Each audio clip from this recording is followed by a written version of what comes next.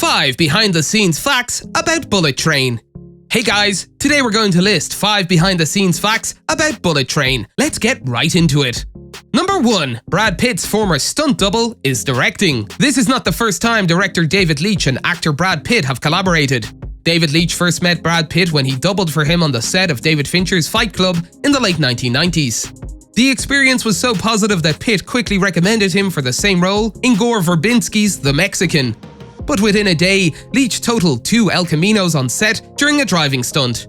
Even though the second experience didn't go as well as the first, Leitch and Pitt bonded over it and still laugh about it to this day. Leitch said, "It was a little funny to me watching Brad play a stuntman in Once Upon a Time in Hollywood." He then added, "I can tell you that the relationship between actor and stuntman that was part of that movie is real. You develop a close and collaborative relationship. We went in different directions for a while, but fate wasn't done with us, and I'm so glad it's brought us back together." Number 2. It is based on a Japanese novel. The film is based on Kotaro Isaka's book Maria Beetle, which was published in 2010 and was only recently translated into English. Another popular Isaka title is Three Assassins, which, like its predecessor, follows the intertwining stories of oddball hired killers.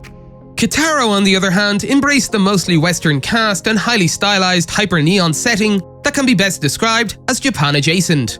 Isaka created a motley crew of characters in Maria Beetle, a thriller about multiple assassins trapped on the same high-speed train who are not real people, and maybe they're not even Japanese. The novel, which was first published in Japan, was translated into English last year. Isaka always imagined that the novel, with its fast-paced plot, colorful assassinations, high body count, sadistic teenage villain, and cheeky humor, would make an ideal Hollywood film. He claimed that the original Japanese context was unimportant. Making Isaka's novel into an American-style action film with a cast of actors from the United States, the United Kingdom, and Japan was part creative license and part business decision. Isaka said, "I don't have any feeling of wanting people to understand Japanese literature or culture." He then added, "It's not like I understand that much about Japan either."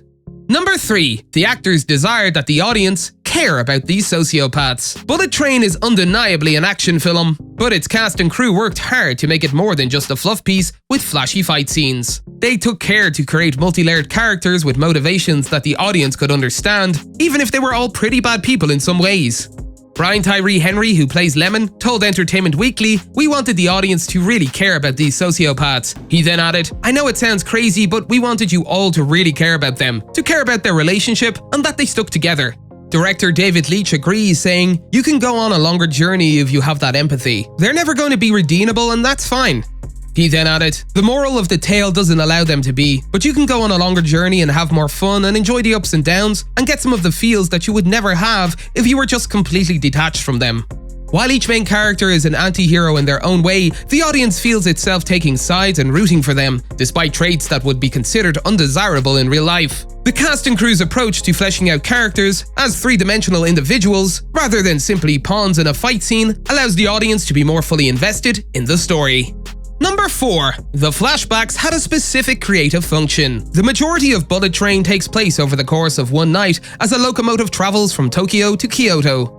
However, there are a few flashbacks that take the audience away from the train ride for a few moments to provide context for some of the characters' personalities, histories, and motivations. While Lemon reflects on how many people he has killed, the audience witnesses a violent montage of each of his previous murders. The audience witnesses the tragic wedding that preceded the Wolf's current pursuit, during which most of his family was poisoned, as he prepares to board the train to avenge his family. However, using flashbacks is more than just a clever storytelling device. The flashbacks, according to director David Leitch, also serves as an antidote to cabin fever, which the audience might experience if the entire film took place solely on the train. Leitch said, "Living in the flashbacks was a choice that I really wanted. I felt like we needed to escape from the train." He then added, "You get in a train movie, and it's 2 hours in a tube. No matter how cool we make the train cars, it was something creatively that I held onto and fought for to make it a little bit more of a wild ride." Number 5. Maria Beetle was supposed to be played by Lady Gaga. Lady Gaga was supposed to play Ladybug's mysterious handler. Due to scheduling conflicts with Lady Gaga's role in Ridley Scott's House of Gucci, the actress was forced to decline the role. Director Leitch told Entertainment Weekly, "It really all came down to her schedule with the Ridley Scott film House of Gucci." He then added, "There were short discussions and then, this isn't going to work because she was preparing for the Ridley movie. They shot right before us and overlapped with us, and it really didn't work." That's all for today, and we'll be sure to catch you all in the next one.